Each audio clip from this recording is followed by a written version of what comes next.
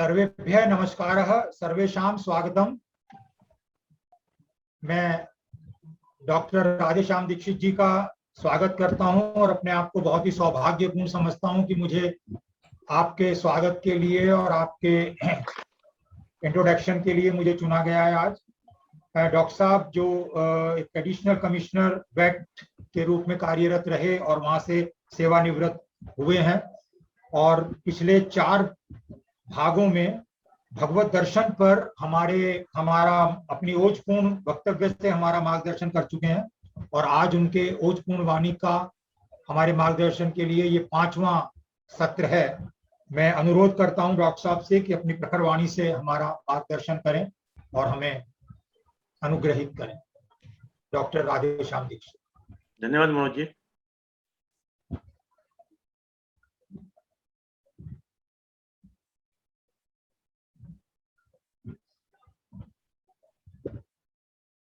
साथियों, भगवत दर्शन यात्रा का आज 5वां चरण है। पिछले 4 चरणों में हमने सुगम रूप से काफी लंबा पथ तय कर लिया है और हम बिल्कुल अब भगवान के गर्भगृह के करीब गुरु कृपा से गुरु का आराधन करते हुए आज की यात्रा प्रारंभ करते हैं।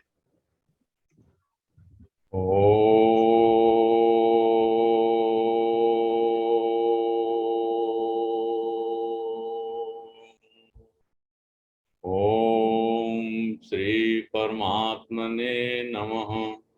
ओम श्री परमात्मने नमः।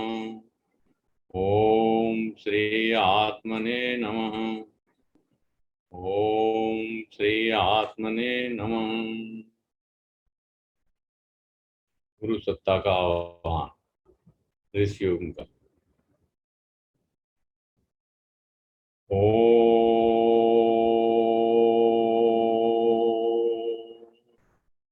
ओम वंदे भगवती देवी श्रीरामं च जगद्गुरुं पादपद्मे तयो श्रित्वा प्रणमामि मुहुर्मुहुः।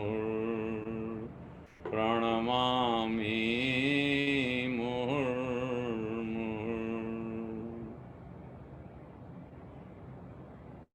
गुरु सत्ता के 2 सूत्र। सजल श्रद्धा और प्रखर प्रज्ञा।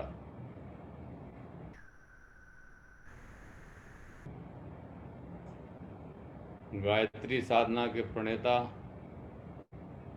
और इस युग के परमाचार्य के चरणों में वंदन। गायत्री साधना को लेकर गायत्री मंत्र को मूल आधार बनाकर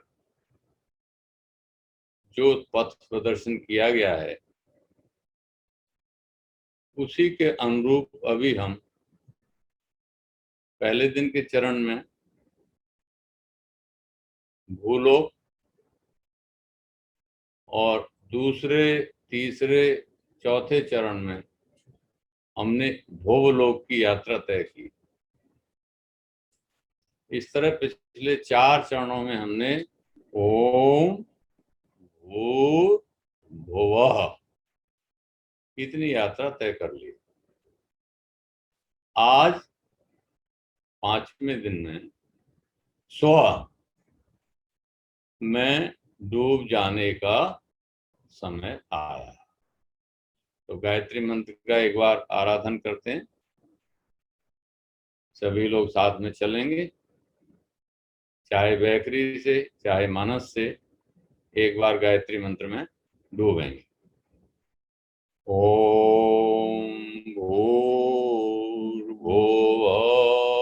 स्वः तत्सवितुर्वरेण्यं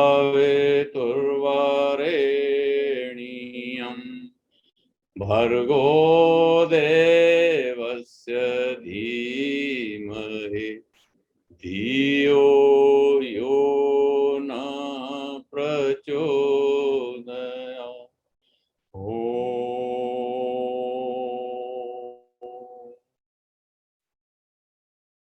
एक वैखरी के रूप में जो ओमकार की ध्वनि से प्रकट सत्ता है, उसको जब भीतर देखते हैं तो वो भू, भुव और स्व 3 रूपों में प्रसारित होती है। भू सत्ता स्थूल सत्ता, भुव सत्ता सूक्ष्म लोक है और स्व सत्ता उसका बीज है, कारण लोक है। 2 रास्ते से हम परमात्मा के दर्शन का अभ्यास करते रहते हैं। एक रास्ता है श्रवण का, दूसरा रास्ता है दर्शन का। श्रवण के लिए हमारे पास श्रवणेंद्रियां हैं और देखने के लिए हमारे चक्षु हैं। जब इन दोनों रास्तों से हम चलते हैं तो परमात्मा का हमको समूल दर्शन होता है। श्रवण से हमको अंदाज तो लगता है कैसा होगा। श्रवण एक अनुमान की प्रक्रिया में ढूंढता है कि ऐसा है कि नहीं है, और जो चक्षु हैं वो साक्षात देखते हैं। लेकिन ये जो चक्षु हैं ये चर्म चक्षु हैं, इसमें हमारा जो मन है वो इनके माध्यम से दर्शन करता है। जैसे कि एक युवती है तो उसको देखने की जो ढंग है, नेत्र वही है, लेकिन मन की सत्ता ने उसको कैसे देखा। एक सन्यासी ने देखा तो उसमें मां का भाव देखा, बैरागी ने देखा तो उसको देवी का भाव नजर आया, संसारी ने देखा तो उसे संसारी का भाव नजर आया, एक छोटे बालक ने देखा तो मां के रूप में देखा, और एक उदासीन ने देखा तो उसको बहन के रूप में देखा। देखिए चक्षु वही है, लेकिन हमारी जो अपनी निजी सत्ता है वो जैसे देख रही है वैसा अनुभव हो रहा है। जैसे भगवान राम जब धनुष तोड़ने यज्ञ मंडप में जाते हैं तो तरह तरह से लोग उनको देखते हैं। अब गोसाई बाबा ने लिखा, जाकी रही भावना जैसी, ओ प्रभु मूर्ति देखी तिन तैसी। जाकी रही भावना जैसी, ओ प्रभु मूर्ति देखी तिन तैसी। अब देखिए हम तो प्रभु के दर्शनाभिलाषी हैं। अब भावना हमें व्यक्तिगत रूप से जो अलग अलग देह में वो कैसे कैसे दिखाई देगी। देखो हमको इस अपने जो रिलीजियस मोड है, इसको जो हमारा वर्तमान वैज्ञानिक स्वरूप है उसके साथ जब हम जोड़ के देखेंगे तो ये पाएंगे कि विज्ञान हर चीज को तोड़ तोड़ के देखता है। एक तरीके से विज्ञान तांत्रिक है। तंत्र क्या करता है, उसको खोल खोल के देखता है। और ये जो हमारा मार्ग है, आध्यात्मिक मार्ग है, जो स्पिरिचुअल है, वो इसको जोड़ के देता है। तो जोड़ में जब दिखाई देता है तो वो समूल दिखाई देता है। जैसे एक हाथी को किसी ने देखा तो किसी ने कहा वो तो लंबा लंबा है पैर, जिसने देखा सूंड देखी तो वही ऐसा है, लेकिन जिसने समूल देखा उसको उसका संज्ञान हुआ। तो इस तरह श्रवण से और नेत्र से, ये दो जो हम दर्शन देखने की हमारी अभिलाषा है कि परमात्मा की हम आवाज सुन लें, परमात्मा के स्वरूप को देख लें, तो मंदिर दर्शन करने जाते हैं, वहां पर हमको पिंडी दिख रही है। कुछ ऐसे धर्मावलंबी हैं जो कहते हैं कि भाई मूर्ति नहीं हमें देखनी है, मूर्ति में हम नहीं परमात्मा देखते, और वो मूर्ति पूजा का विरोध करते हैं, ज्ञानात्मक भाग में चले जाते हैं। कुछ ऐसे संप्रदाय हैं जो मूर्ति पूजक नहीं है। तो मूर्ति पूजक नहीं है तो भावना क्या है दर्शन की? अब जैसे कुछ पंथ हैं, जैसे मोमडांस हैं, क्रिश्चियंस हैं, बौद्ध हैं, जैन हैं, आज दुनिया में सर्वाधिक जो मान्यता है उसमें क्रिश्चियन है और मुस्लिम कम्युनिटी है। ये जो सनातन परंपरा के दर्शन करने वाले लोग हैं उनकी संख्या बहुत ज्यादा नहीं है, 3 से 4% ही रह गई है। पर भारतीय मनीषा है, और भारतीय मनीषा का जो दृष्टिकोण है वो समूल है। भारतीय मनीषा के दृष्टिकोण से केवल एक परमात्मा ही है और उसके अलावा दूसरी चीज का अस्तित्व है ही नहीं। वही परमात्मा अपने भिन्न भिन्न रूपों में, नाम, रूपा, लीला और उसके धाम के रूप में विराजमान। तो जैसे जैसे हम आगे बढ़ते हैं यात्रा में, तो एक चीज हम देखेंगे कि हमारे पास है क्या सामान। एक तो अभी तो हम होशो हवास में बात कर रहे हैं, तो ये हमारी जागृत अवस्था है। कभी जागरण में भी हम सपना देखने लगते हैं, और कभी सपना देखते हैं तो दूसरी अवस्था हमारी स्वप्न की अवस्था है।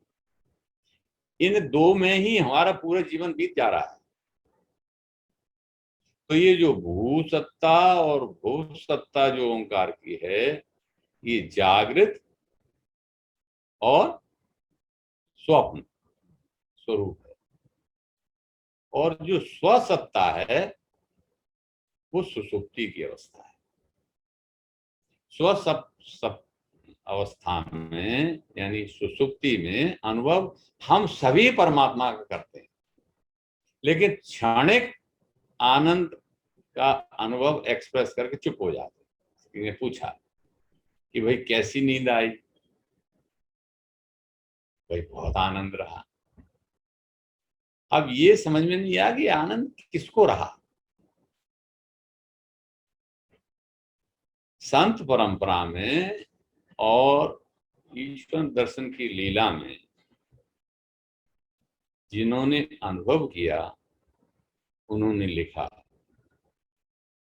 कि राम भगति मणि उर्वस जाके, राम भगति मणि उर्वस जाके, दुख लवले सन सपने उताके, राम भगति मणि उर्वस जाके, दुख लवले सन सपने उताके।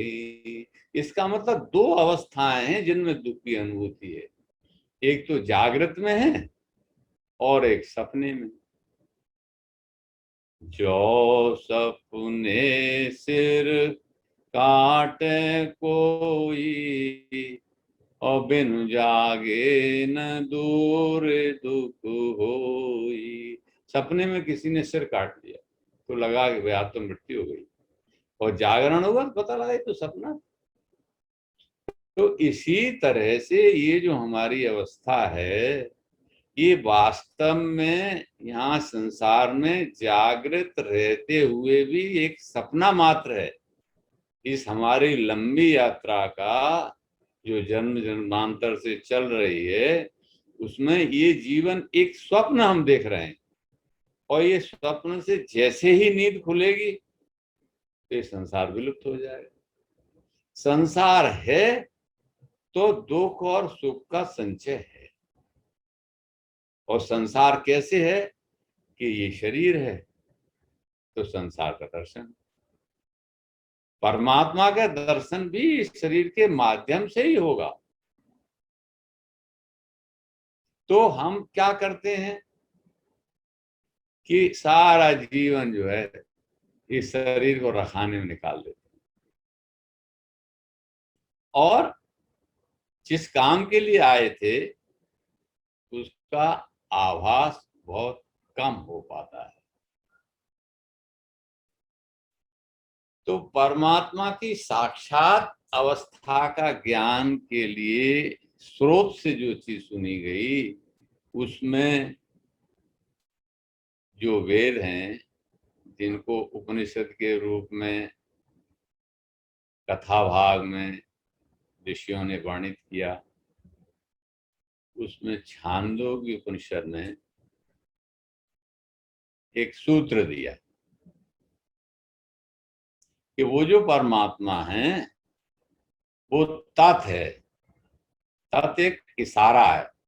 जैसे हम बोलते हैं ओम का मैनिफेस्टेशन हरि ओम तत् सत, किसी को बोल देते हैं सत चित आनंद।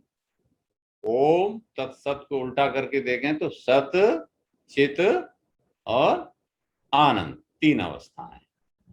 अब ये जो हमारा गायत्री मंत्र है या गायत्री छंद है, इसको अपने अनुभव के आधार पर सामान्य जो गायत्री अर्थ के दिए गए हैं वह है कि हे प्राण स्वरूप, भू माने प्राण स्वरूप, स्व दुखनाशक, ऐसे करके इसका अर्थ किया है। अब देखिए अनुभव के आधार पर एक अर्थ करते हैं।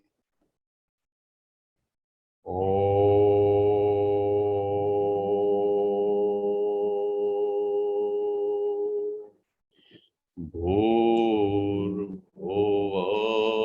स्वः तत्सवितुर्वरेण्यं भर्गो देवस्य धीमहि धियो यो नः प्रचोदयात्।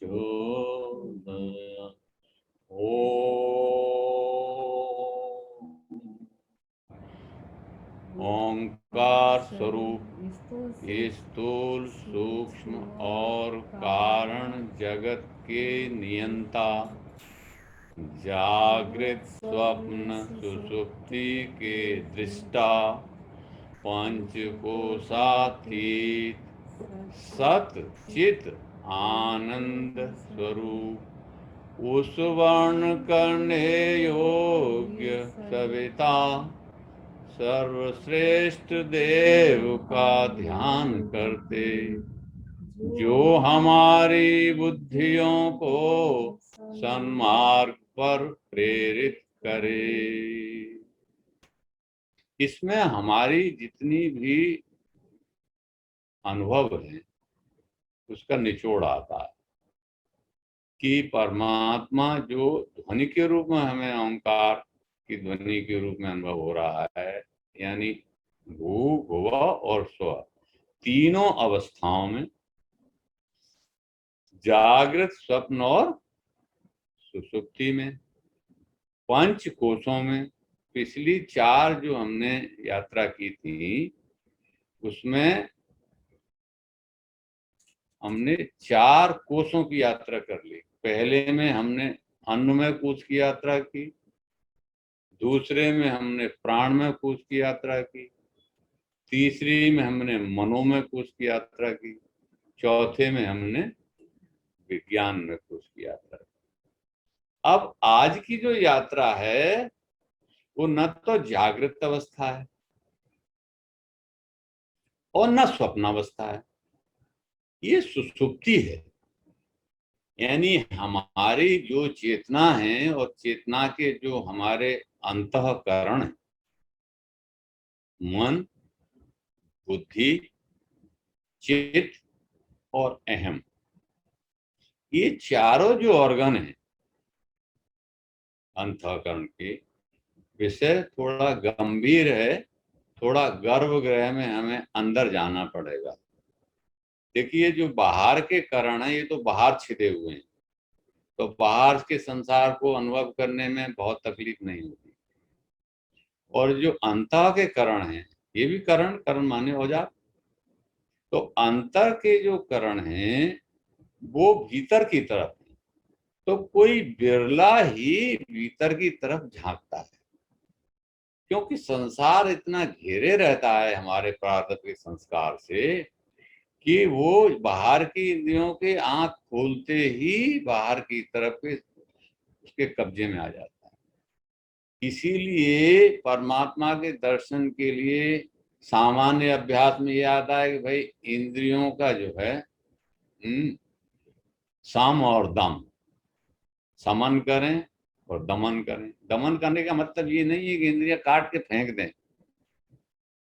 इंद्रियों का प्रयोग नहीं करेंगे। इंद्रियों का स्वभाव है स्वाभाविक रूप से अपने विषय की ओर जाना, ये उनका लक्षण गुण है। वो जा रही है, लेकिन उसका सेवन कौन कर रहा है?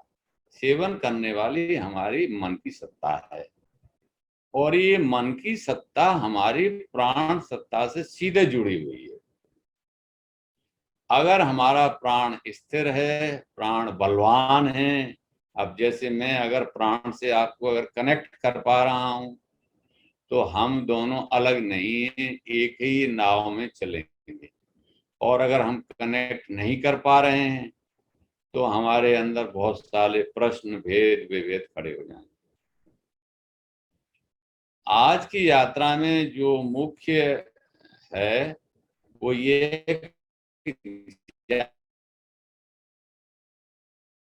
जागृत अवस्था थी, चित्त और अहम पूरी तरह से चेतन है, तो इस अवस्था में भी हम सुषुप्ति का अनुभव कर सकते हैं। जागृत अवस्था में यदि सुषुप्ति का अनुभव होने लगे तो निश्चित रूप से जो शास्त्र तुरीयावस्था का उल्लेख करते हैं उधर की तरफ का रास्ता सुगम हो जाएगा। अब प्रश्न ये खड़ा होगा कि इसमें करेंगे कैसे? तो सिद्धांत जो भारतीय मनीषा का है वो यही है कि ये जो पूरा जगत है ये परमात्मा की इच्छा से प्रकट हुआ है जीव कल्याण के लिए, और परमात्मा की जो शक्ति है, जो क्रियाशील शक्ति है, उसको मूल प्रकृति कहा गया है। और प्रकृति का मतलब प्रधन कृति, जो एक्शन में, जो परमात्मा के आदेश से एक्शन में, और उसका स्वभाव देखना पड़ेगा। तो एक्शन के उसके 3 गुण हैं, हम सब विज्ञ हैं, सत, रज और तम। जो सतगुण है वो ज्ञानात्मक, और तमोगुण ठहरा हुआ है उद्भव, स्थिति और संहार। उद्भव, स्थिति, संहार कारिणी, क्लेश हारिणी, सर्व श्रेयस्करी, सीताम नतोहम राम वल्लभ। और परमात्मा का स्वरूप कैसा?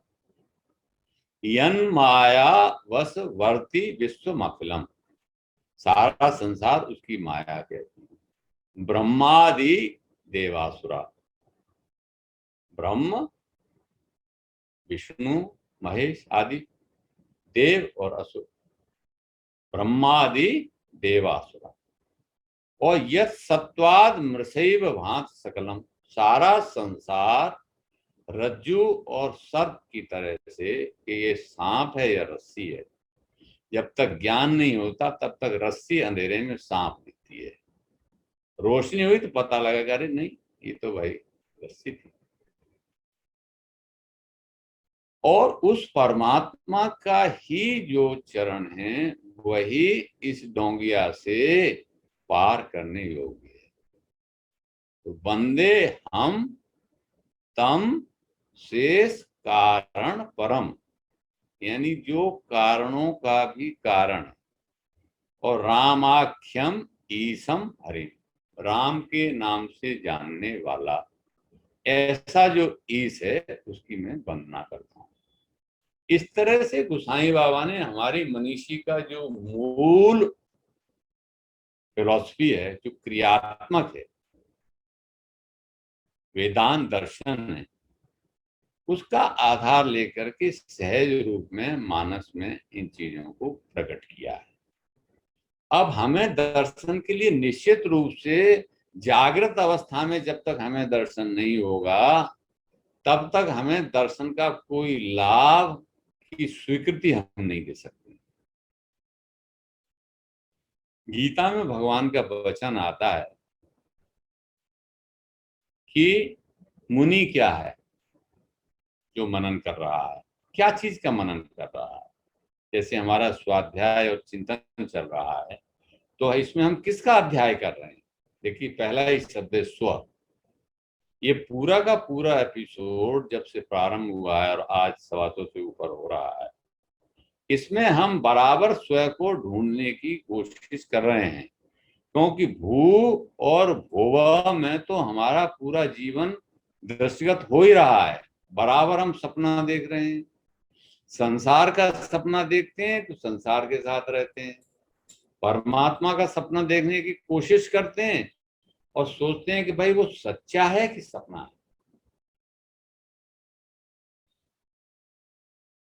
जितने भी संत महात्मा हुए हैं और जिन्होंने भी परमात्मा से करीबी पाई है,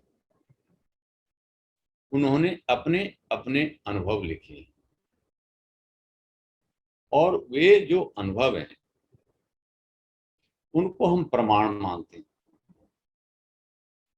और ये जो प्रमाण वृत्ति है इससे हमारे संशय कैसे दूर हों कि वास्तव में ऐसा ही है। इस प्रमाण के रूप से ही हमारे शास्त्र हैं, 6 शास्त्र हैं, 2-2 की 3 जोड़ी, और शास्त्र को उसको हम दर्शन शास्त्र कहते हैं कि वो साक्षात हमें जागृत अवस्था में ही परमात्मा का दर्शन कराने में सक्षम। एक जोड़ी है सांख्य और योग, दूसरी जोड़ी है न्याय और वैशेषिक की, और तीसरी जो है मीमांसा और वेदांत दर्शन। सांख्य और योग में योग प्रैक्टिकल है, सांख्य उसका सिद्धांत है, यानी ज्ञानात्मक भाग सांख्य है और क्रियात्मक भाग योग है। इस पूरी सत्ता किस तरह की है ये वैशेषिक है, यानी क्या इसमें विशेषता है, कौन से इसमें गुण है, और इस सत्ता में क्या चीज न्यायकारी है, तो वो न्याय शास्त्र है गौतम का। न्याय के जो मूल सिद्धांत हैं उन्हीं सिद्धांतों को आज हम ज्यूरिस्प्रूडेंस में भी यूज करते हैं। अब देखते होंगे हमारे समुदाय में वकील साहिबान बहुत साथी हैं, तो अब एविडेंस एक्ट में हम चलते हैं तो कहते हैं आपने देखा, पक्की गवाही है। अब देखा, उसके पता लगा कि देखा तो सही, लेकिन उसके नेत्र में ज्योति नहीं थी, वो तो रतौंधी थी उसको। तो दूसरा पक्ष कहता साहब देखिए तो रतौंधी थी, कहाँ देखा। न्याय शास्त्र के जो सिद्धांत हैं वैशेषिक और न्याय में, वो पूर्णतः हमने जुरिस्प्रूडेंस में ले लिए। तो मेरा अनुरोध भी है कि जितने भी हमारे प्रैक्टिशनर्स हैं वो एक बार वैशेषिक और न्याय को जरूर गुजरें। आचार्य जी ने इन पर टीका लिखी है। न्याय वैशेषिक को देखेंगे तो इतना ही होता है कि न्याय जो एक पूरी साइंस है। जज साहब के सामने जो पक्ष हम प्रस्तुत कर रहे हैं तो वो यही कहते हैं कि जरा प्रकाश डालो। प्रकाश डालने का मतलब हुआ कि उसको उजागर करना, और होता भी यही है। अगर सामने अगर रिटन प्लेंटिव की लिखी रखी हो और रोशनी ना आ रही है उस पर, तो प्लेंटिव दिखाई नहीं देगी, बोलेंगे उसका भी अर्थ नहीं आएगा। सामने क्या दिख रहा है उसमें, यानी तत्वात्मक अंश क्या है, इसको जब हम उजागर करते हैं तो ये निश्चित समझ लीजिए कि आप जज साहब से वही जजमेंट लिखवा सकते हैं जिस पे आपने रोशनी डाली है। और जज साहब की रोशनी अगर मेधा आपसे अधिक है तो तेज रोशनी पड़ेगी तो फिर उसको दूसरी तरह से पढ़ने लगे, वरना ये निश्चित संभव है कि जो आप आर्गुमेंट कर रहे हैं, जो रोशनी डाल रहे हैं, वही आदेश होगा। क्योंकि वाद और विवाद ये दोनों रोशनी के विषय हैं। अब हम परमात्म दर्शन में चल रहे हैं, बहुत सारे लोग मिलेंगे, कहेंगे साहब ये तो बातें हो रही हैं, ये तो केवल श्रवण का विषय है, हमें देख तो पाए नहीं, हम कहाँ हैं परमात्मा।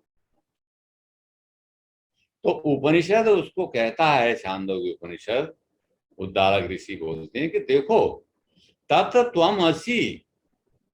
अरे भाई तुम वही तो हो। तो कौन? कि जो तत् है, जो तत् है वही तुम हो। इसमें कौन सी बात तुम्हें समझ में नहीं आ रही है?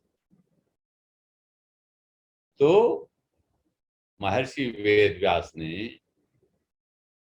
हमारी बड़ी मदद की और श्री कृष्णार्जुन संवाद के रूप में एक विलक्षण ग्रंथ गीता हमको भेंट किया, जो महाभारत में शांति पर्व 18 अध्याय का, 18वें अध्याय में ये 18 अध्यायों का ग्रंथ है। इसकी अगर उपत्यका पे ही जाएं तो उसमें सीधा सीधा लिखा हुआ है कि ब्रह्म विद्याया सुपनिषत्सु योग शास्त्र, तीनों अंश इसके अंदर मौजूद है। और प्रस्थान त्रयी का ये मूल ग्रंथ है।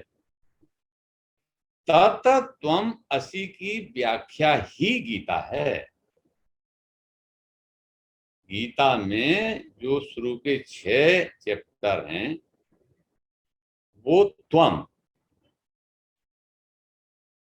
की तरफ इशारा करते हैं और व्याख्या करते हैं। 7 से लेकर के 12 ये तत् की व्याख्या है, और 13 से लेकर 18 तक 80 जो त्वम और तत् दोनों का सम्मिश्रण। तो अगर ये अनुभव हो कि मैं वो ही हूं, तो अब दर्शन मात्र की बात स्पष्ट हो जाएगी। जब अर्जुन भगवान से प्रश्नोत्तरी में बराबर लगे रहते हैं तो अध्याय में ये त्वम में जिक्र आएगा कि भाई यज्ञ ठीक है,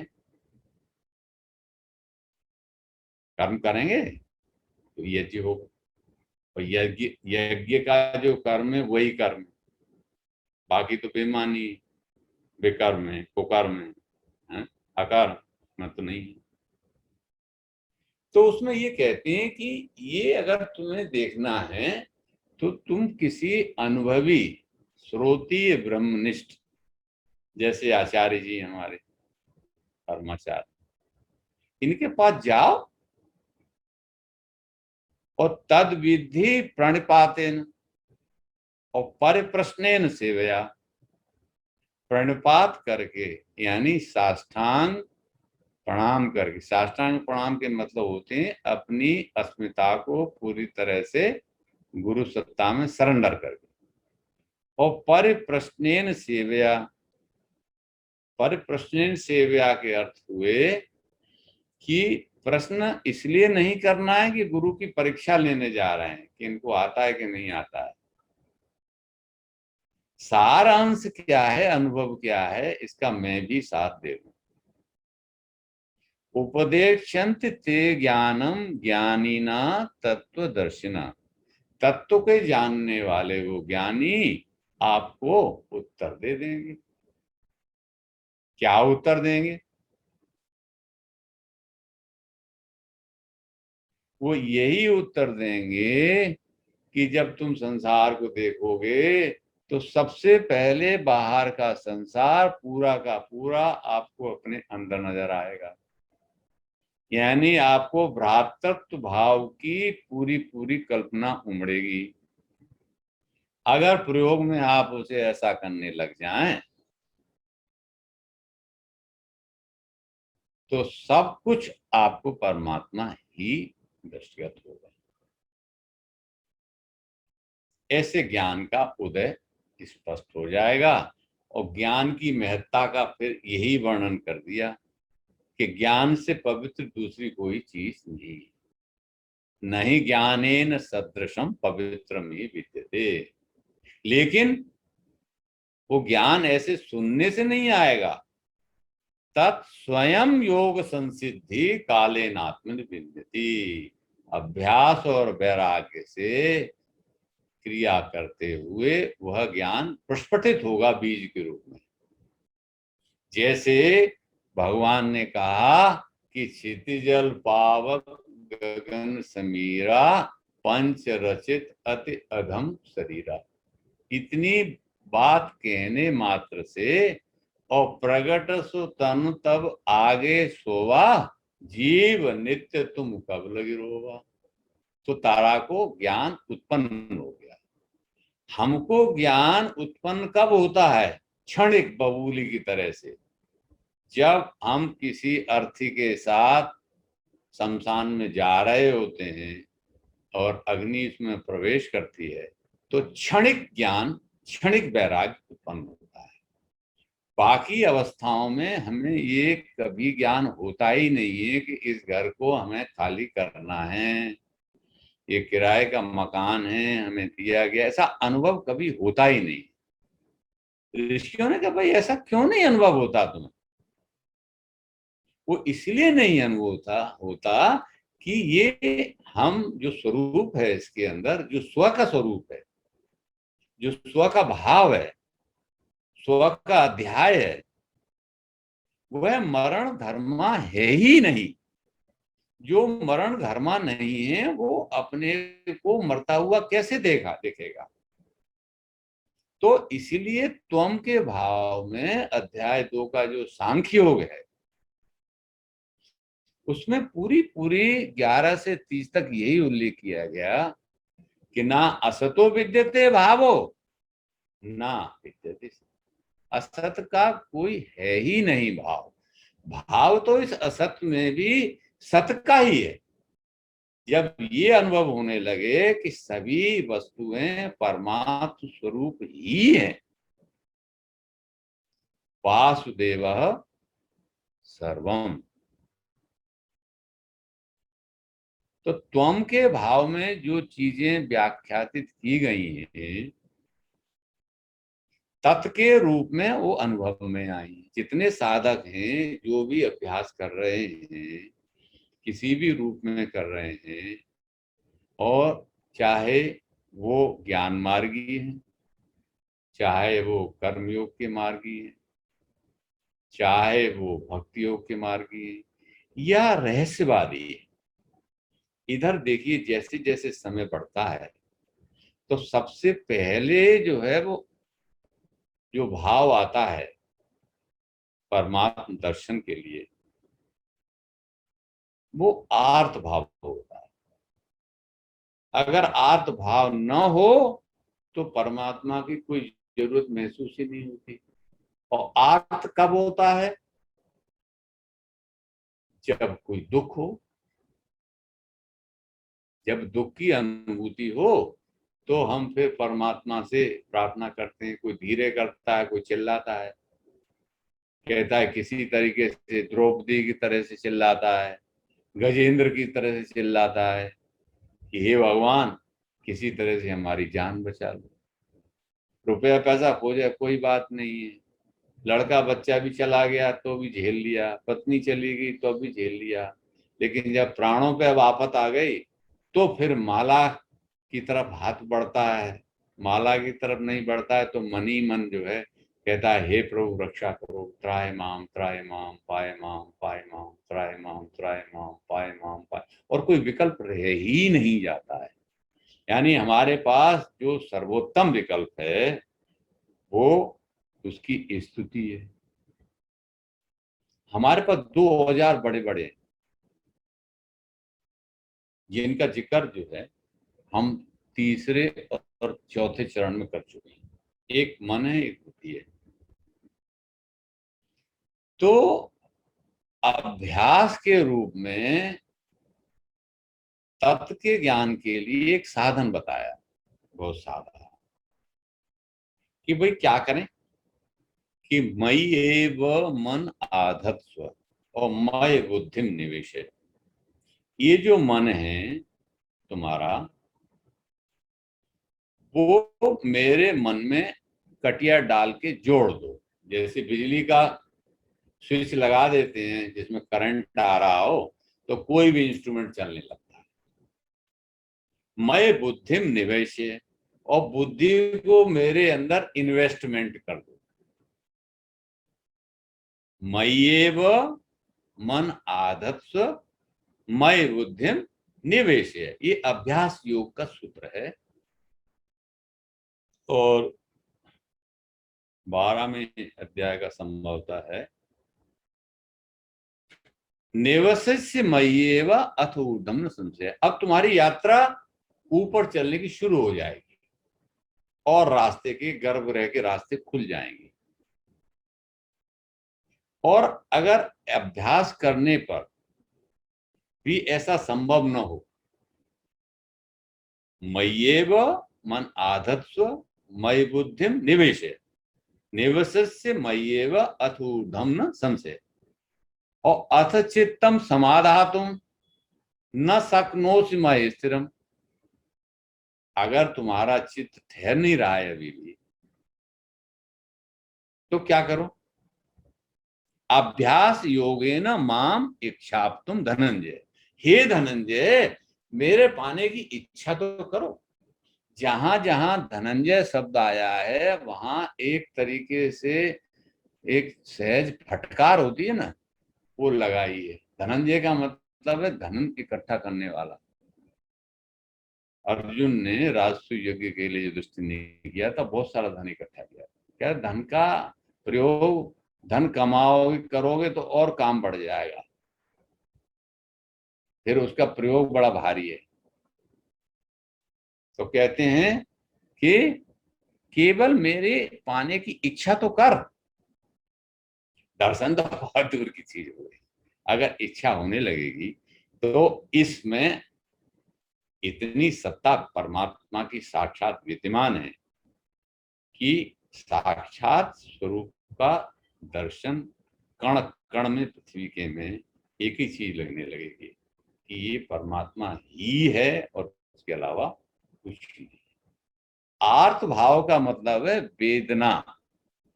और वेदना क्रिया है, और वेद जो है वो संज्ञा है। तो संज्ञान, वेद के अर्थ ही है संज्ञान।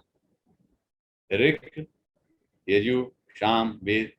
आचार्य श्री ने गायत्री महाविज्ञान का जो पहला पन्ना है उसी में इसका खुलासा कर दिया कि भाई वेदना तो हो, जब वेदना होगी तो ज्ञान प्रकट होगा।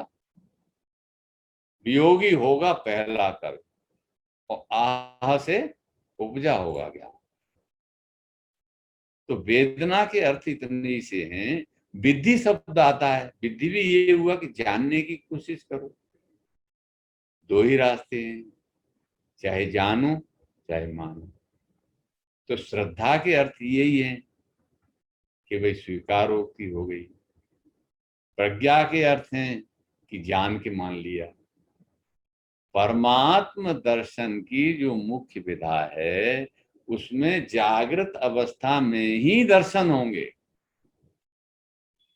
ये जो अवस्थाएं हैं इनमें, जैसे हम मेडिटेशन में बैठ रहे हैं तो मेडिटेशन में ये नहीं है कि मेडिटेशन होगा तो अवस्था कहाँ होगी हमारी। जागृत और जो सुषुप्ति है उसमें भेद यही है कि सुषुप्ति में हमें परमात्मा का केवल जगने पे ही दर्शन होता है। तो अगर वो दर्शन हमें बराबर जागृत अवस्था में ही होता रहे, जो क्षणिक वैराग्य की तरह से नींद में आने के बाद सुबह अनुभूति होती है, और ये साफ साफ दिखने लगे कि भाई ये तो अन्न का कोष है, ये जो हमारी स्थूल शरीर है अन्न से बना है, और अन्न के से ही पालित हो रहा है, और अन्न जब विकृत हो जाएगा तो ये अपना स्थान छोड़ देगा। क्यों?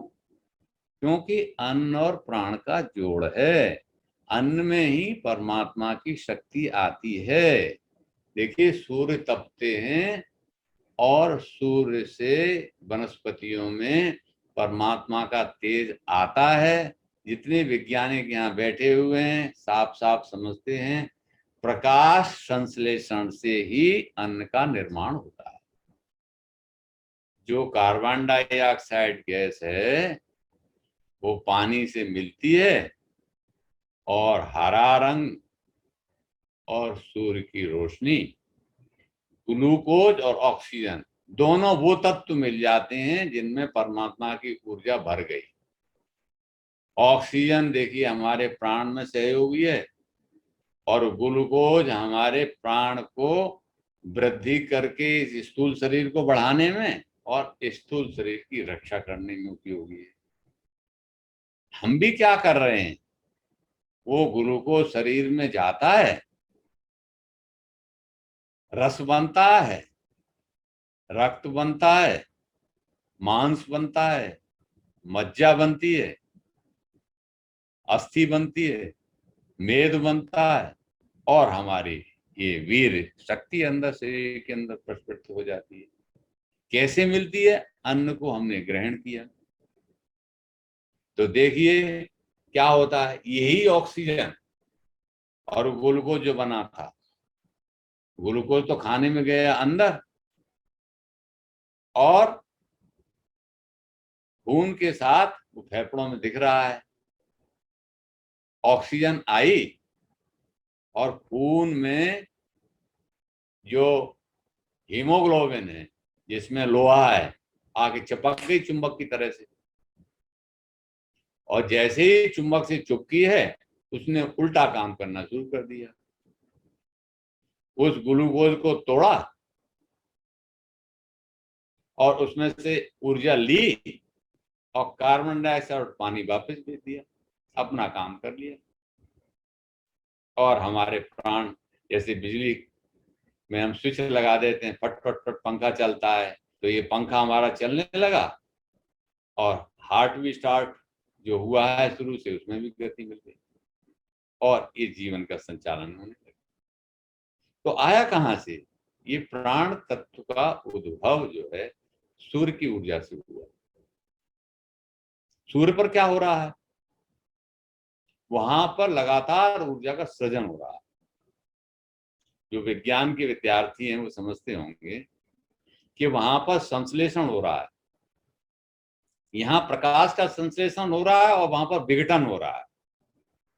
एफडीआर की तरह से जो हीलियम में एनर्जी है वो टूट करके हाइड्रोजन में कन्वर्ट हो जाती है, एनर्जी छोड़ती रहती है लगातार, और ये अनवरत हो रहा है। वेद कहता है कि सूर्य चंद्रमसु यथा धाता पूर्व कल्पयत। जिस सृष्टि को बनाया परमात्मा ने, उसमें सूर्य और चांद की सत्ता जो पहले बनाई वही आज भी है। तो परमात्मा का ये हमारे जो संसार का स्रोत कहाँ है, तो सोर्स तक अगर हम पहुंच गए तो हमें उसके दर्शन की अनुभूति का थोड़ी थोड़ी गुलगुली सी आने लगेगी। और अगर आर्त भाव की अवस्था नहीं आई, संसार में सुख ही सुख हुआ, तो उसकी जरूरत नहीं है, वो सुख ही आनंद में कन्वर्ट हो जाएगा। लेकिन ऐसा नहीं हो पाता, क्योंकि इसमें तीन ही तत्व हैं। स्वयं है, उस सत्ता का आवास और क्रिया है। तो क्रिया तो दुखदायी क्यों है? इसलिए कि ये जो पांच तत्व हैं, पृथ्वी जल तेज वायु आकाश, ये परस्पर विरोधी है, परस्पर विरोधी तत्व है। पानी डालिए आग बुझ जाएगी, जबकि पानी का जन्म आग से। हवा चलेगी आग जलेगी, हवा नहीं होगी आग बुझ जाएगी। पृथ्वी है, पानी चलने दीजिए, पृथ्वी जल जो पृथ्वी को काट देगा, डिजॉल्व हो जाएगी। तो जब इन तत्वों में आपस में विरोध है, और जिस शामिल हो गए हमारे साथ कैसे वही इकट्ठे हो पा रहे हैं, इसी को अगर देखिए तो बड़ा अचंभा होगा। क्योंकि विस्मयो योग भूमिका, जब तक आपको इस परमात्मा की सृष्टि में विस्मय की अनुभूति नहीं होगी, अचंभा नहीं होगा, तब तक आपको उधर जाने की आवश्यकता भी महसूस नहीं होगी। विस्मयो योग भूमिका, योग की भूमि ही विस्मय है। जैसे जैसे विस्मय आपका बढ़ता जाएगा, वैसे वैसे आपकी अभिरुचि परमात्मा दर्शन की तेज होती जाएगी, व्याकुलता बढ़ती जाएगी। और सिद्धांत इतना ही सा है कि ये जो तत्व हैं, दुनिया में जितनी भी चीजें हैं, वो प्रकृति के स्वरूप हैं, क्रियात्मक रूप हैं। यानी कि सारी चीजें पदार्थ हैं, मैटर है, द्रव्य है। तो द्रव्य में यज्ञ आप कितना करेंगे? द्रव्य तो दूसरी द्रव्य की अवस्था में परिवर्तित हो जाएगा। ऊर्जा का संचयन और विकिरण ही है यहाँ पर। लेकिन द्रव्य को अगर आप भीतर से खोल के देखेंगे तो द्रव्य वहां है ही नहीं, वो ऊर्जा है। क्योंकि सारे द्रव्य आकाश से उत्पन्न हुए हैं। आकाश से वायु, वायु से अग्नि, अग्नि से जल और पृथ्वी। भारी होते चले जा रहे हैं तो हमको दिखाई दे रहे हैं। अनुभव कैसे हो रहे हैं? आकाश शब्द से अनुभव हो रहा है, वायु टच से हो रही है, रूप से हो रहा है अग्नि का दर्शन, रसना से हो रहा है, ग्रहण से हो रहा है। ऐसे हमको अनुभव होता है, क्योंकि इंद्रियां उसी के विषय की ओर जाती। लेकिन है क्या कि इसमें जो कृति है, इसमें जो हमारे रजो और तमोगुण है, ये दोनों गुण हमको सात्विक अवस्था की तरफ से आगे बढ़ने नहीं देते हैं। क्योंकि तीन गुणों में से दो दबा के तीसरे को प्रभावी बनाते हैं। अगर हमारी रजोगुण और तमोगुण की वृत्तियां घटेंगी तो स्वाभाविक हमारा रास्ता साफ होगा और रोशनी हमको दिखने लगेगी। इंद्रियां अपना काम कर रही हैं। इंद्रिय दमन का अर्थ ये नहीं है कि इंद्रियों को आप मार के छोड़ दो, आंख फोड़ दो, कान बंद कर लो, गिर जाओ, मर जाओ, काट के फेंक दो। मन को दमन का अर्थ ये नहीं है कि मन को आप पूरी तरह से कोई क्रिया करने से रोक दो। एक बात स्पष्ट हमें जान लेनी चाहिए, जैसे हमारे संत लोग कहते रहे हैं कि जो हमें ये पढ़ाया जा रहा है कि मन जो है वो बहुत खराब है, इसको ध्यान से अनुभव करने की चीज है। मन जो है प्रकृति के सात्विक गुण से बना हुआ है, इसलिए सबसे ज्यादा शक्तिशाली और प्रभावी है। इसमें सभी संकल्प विकल्प की क्षमता है। अगर आप संकल्प विकल्प में परमात्मा के दर्शन का संकल्प नहीं लेते हैं तो कोई दुनिया की ताकत आपको उधर ले जाने में समर्थ नहीं है। वो सामर्थ स्वयं आप में, क्योंकि आप उसी के स्वरूप हैं। जो ईश्वर भाव परमात्मा में उपस्थित है वही भाव आप में है। तत्त्वम् असि। इसीलिए बाकी दूसरे वेदों में भी जो 4 हमारे वाक्य हैं कि तत्त्वम् असि, तो साधक को जब अनुभव होने लगता है तो कहने लगता है अहम ब्रह्मा अस्मि, अहम ब्रह्मास्मि। जब उसके करीब भी जाने लगता है तो उसको अनुभूति होने लगती है। वरना वो कहता है अहम अस्मि, मैं ही हूं, मैं और हूं। एक मैं छोटा सा प्रकरण मानस का उद्धृत करता हूं, शायद हम लोग बहुत रस आएगा और लाभान्वित होंगे। मानस में जो अरण्य कांड है वो ज्ञान कांड है, और जो किष्किंधा कांड है वो कर्म कांड है। और ज्ञान कर्म का समुच्चय जब इकट्ठा होता है तो उसकी जो अनुभूति है वो भक्ति का कांड सुंदर कांड है। सुंदर कांड का तो हम लोग पाठ करते हैं, लेकिन किष्किंधा और अरण्य के जो आधार हैं, जो सम्मिलित होकर के भक्ति कांड का रूप देते हैं। अरण्यक के मतलब होते हैं ज्ञान के। हमारे जितने अरण्यक हैं, ग्रंथ हैं, इसमें भगवान जो हैं लक्ष्मण जी के साथ बैठे हुए हैं। तो कुछ चौपाइयों के उदाहरण से मैं हमारी ये जो भ्रांतियां हैं और भगवान ने जिनका निवारण किया है उनकी तरफ हम लोग सब एक साथ चलते हैं। एक बार प्रभु सुख आसीना, एक बार प्रभु सुख आसीना, और लक्ष्मण बचन कहे उछल हीना। लक्ष्मण जी ने परमात्मा से पूछा कि सुर नर मुनि सचराचर साईं, और मैं पूछो निज प्रभु की नाई। मेरे तो आप प्रभु हो, सब कुछ हो, मैं आपको एक बात पूछना चाहता कि क्या? सुर नर मुनि सचराचर साई, मैं पूछूं निज प्रभु की नाई। मोय समझाए कहौ सोई देवा, मुझे समझा करके हे देव बता दो, तब लग करहूं चरण रज सेवा। तो तक मैं आपके चरण दबाता हूं। कहो ज्ञान विराग रुमाया। 3 बातें बता दूंगा कि ज्ञान क्या है, वैराग्य क्या है, और ये जो माया कहते हैं ये क्या है। और कहो सो भगत करहु जे दाया, और दया करके कृपा करके ये भक्ति क्या है जिसे आप दे देते हो। और ईश्वर जीव भेद सकल कहो समझाए, जाते होए चरण रति शोक मोह भ्रम जाए।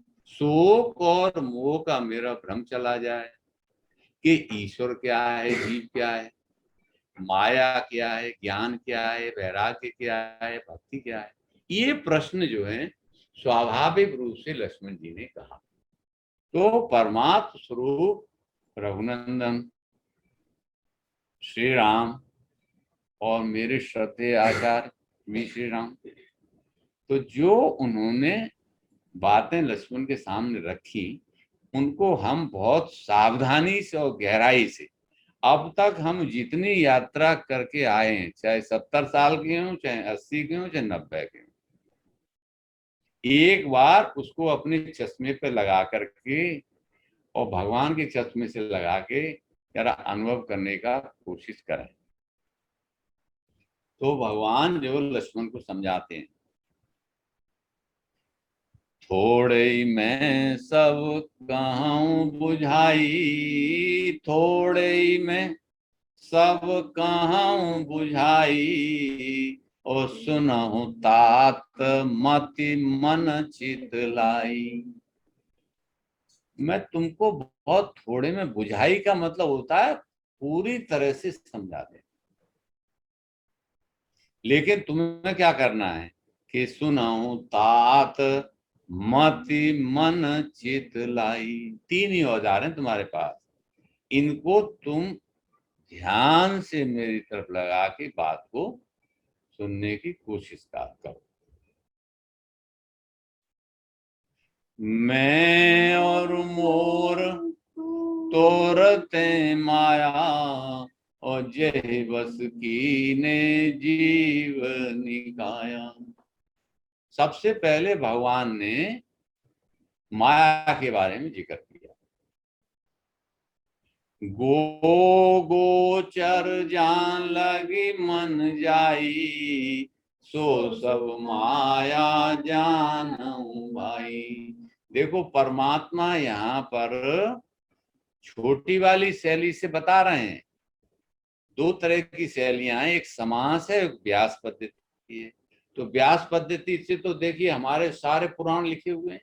व्यास का मतलब होता है खोल के बात को कहना, और समास हम सब समझते हैं, दो चीज को मिला के छोटी कर लें, उसका अर्थ तात्विक निकलने लगे, यानी तत्व ज्ञान की अवस्था। तो थोड़े में सब कहूँ बुझाई, और सुनहु तात मति मन चित लाई। मैं और मोर तोरते माया, और जय बस कीने जीव निकाया। मैं मोरा और तू तेरा, बस यही माया है, जबकि ऐसा है नहीं। तू मेरा ही स्वरूप है।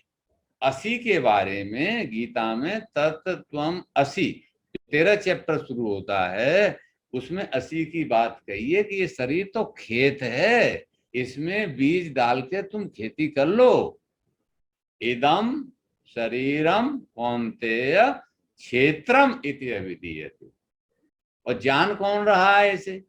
एतद यो वेत्ति तम प्राहु क्षेत्रज्ञ इति तद्विद। क्योंकि जानने वाला क्षेत्रज्ञ है, और क्षेत्रज्ञ मैं ही हूं। क्षेत्रज्ञम चापि माम विद्धि सर्व क्षेत्रेषु भारत। तो यहाँ भगवान इस बात को कह रहे हैं कि मैं और मेरे का जो भाव है हमारे अंदर, मैं और मेरा, अहम वृत्ति। अब लोग अहम वृत्ति को कहते हैं कि बड़ी खराब है, और अहंकार आ गया है आपको तो भाई, और अहंकार से कोई नहीं बचा है। नारद के सूत्र भी आते हैं कि मुझको भी माया ने बड़ा फेरा। वो कागभूषुंड भी कहते हैं कि भाई गरुण महाराज, हैं तुम्हें जो माया फेरी है मुझे भी फेरी थी। सारे उदाहरण देख करके अहम वृत्ति को कंडम करते हैं। अहम वृत्ति परमात्मा का स्वरूप है और गिफ्टेड पावर है आपको। हम सबको ये पावर गिफ्ट की हुई है कि देखो ये संसार मैंने आपको दिया है, और इसमें आप भोग और अपवर्ग करके इसको समझ के और अपना आप काम बना लो। भोगा अपवर्गार्थम दृश्यम, योग सूत्र कहता है। ये जो दृश्य है संसार का, जो भी हमें दिख रहा है, हम दृष्टा हैं। ये सारा का सारा दृश्य जो है भोग और अपवर्ग के लिए है। इसके अंदर आपको पता है, सांख्य कहता है कि इसमें 24 तत्व है। और जो इन 24 तत्वों के पास से गुजर जाता है, जटी मुंडी सिखी वापी मुच्यते ना अत्र संशय, चाहे वो किसी संप्रदाय का हो, जटी हो यानी जटाधारी हो, एक संप्रदाय हमारे ऐसे जो जटाधारी है, मुंडी है, कुछ संप्रदाय ऐसे हमारे जो बाल नहीं रखते, मुंडा कर लेते हैं, कुछ ऐसे हैं सिखी जो सिखा रखती, तीन ही तरह के हमारे सामान्य बाह्य आवरण के दिखने वाले संप्रदाय हैं जो परमात्मा की या इसकी खोज में लगे हुए, क्योंकि विज्ञान है, विज्ञान लगा जैसे खोज में, हम भी विज्ञानी है, परम विज्ञानी है। ऐसा पावर हमको परमात्मा ने दिया है कि भाई उस एटम बम को खोज के हमने कौन सा बड़ा काम कर लिया है। शस्त्र और शास्त्र, अगर इंग्लिश ट्रांसलेशन करेंगे तो शस्त्र को भी आप शास्त्र ही पढ़ोगे, SHASTRI, किसी ने गलती से लिख दिया वो समझ लेगा कि शस्त्र उठाने की कह रहे हैं। शस्त्र और शास्त्र, एक विद्या के लिए, एक अविद्या के नाश के लिए। शास्त्र और शस्त्र दोनों के संयोग से ही शांति स्थापित होती है। शांति के लक्षण के लिए विश्व शांति में भी शस्त्र और शास्त्र का जब समवायी प्रयोग होगा तो ये तो जैसे कि पृथ्वी चुंबकीय शक्ति से घूम रही है, घूर्णन कर रही है और इसका कोई आधार नजर नहीं आता है, और आधार की शक्ति परमात्मा ही है। चाहे मैग्नेटिक पावर कहेंगे आप, कुछ भी कह लेंगे, लेकिन अकेले किस रूप में ये सृष्टि चल रही है, इसमें जब तक अचंभा नहीं होगा तो भगवान कह रहे हैं कि मैं और मोर तोरते माया, जेवस कीने जीव निकाया, गो गोचर जहां लगी मन जाई। गो और गोचर, देखिए गो कहते हैं इंद्रियों को, जिनसे हमें संज्ञान होता है, चाहे ज्ञान का हो चाहे क्रिया का हो। तो मन इन इंद्रियों के माध्यम से ही इन विषयों का सेवन करता है। ये जो फैक्ट्री हमें दी हुई है, ये हमारी फैक्ट्री है, इसमें शब्द स्पर्श रूप रस और गंध का जो अनुभव हम करते हैं उसके लिए इंद्रियां ही हैं। लेकिन कई बार विषयों में भी आया कि भाई वो राग द्वेष तो रहता ही है, कैसे जीवन हम कर लें अपना, ऐसा नहीं है। राग द्वेष की जो अवस्था है वो संग्रह की प्रवृत्ति का द्योतक है। चिड़िया सुबह उठती हैं, प्रातः जैसे ही होता है वैसे ही हम उठ के कहते हैं भाई पानी पी लो, चाय बना लो। चिड़िया उठती हैं, भाई अन्न दाना ले आए, चींटी चलने लगती है, सारी प्रकृति रजस्वला हो जाती है। रजस्वला होते ही क्रिया शुरू हो गई। रजस्वला माने क्रिया, तो क्रिया में इसके संवर्धन के लिए क्रिया हो रही है, तो उसमें मूल में क्या हुआ, अन्न हुआ। तो कह रहे हैं गो गोचर जहां लग मन जाई, ये मन आपका इंद्रियों के माध्यम से जहां तक जाता है सो सब माया जानू भाई। मां माने नहीं, या माने जो, जो है ही नहीं। अब ये माया के स्वरूप का पिंडा ये हम ही है। तो ये जो पर्दा है, जैसे ही पर्दा हटता है तो दर्शन तो स्पष्ट है।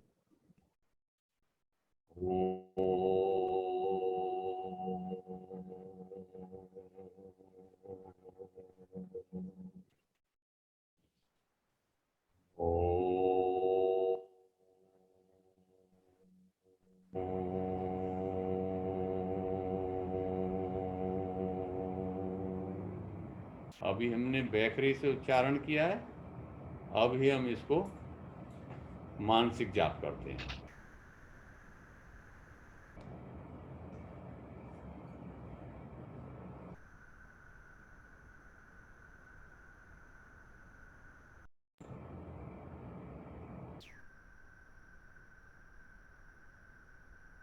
ओम शांति शांति शांति। धन्यवाद आदरणीय डॉक्टर राधेश्याम दीक्षित साहब। आज आपने स्वाध्याय सत्संग के 133वें क्रम में, जो कि लगभग 4.5 माह हो चुके हैं, और आपने आज भगवत दर्शन का 5वां पाठ लिया। बहुत सरल और सुंदर उसमें आपने हमको समझाया। एक प्रकार से आपने 5 दिन में 5 कोशों की यात्रा करा दी।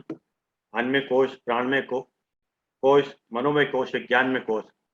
हम आपका हृदय से आभार प्रकट करते हैं। बहुत बहुत धन्यवाद। बहुत बहुत साधुवाद। ओम शांति शांति शांति।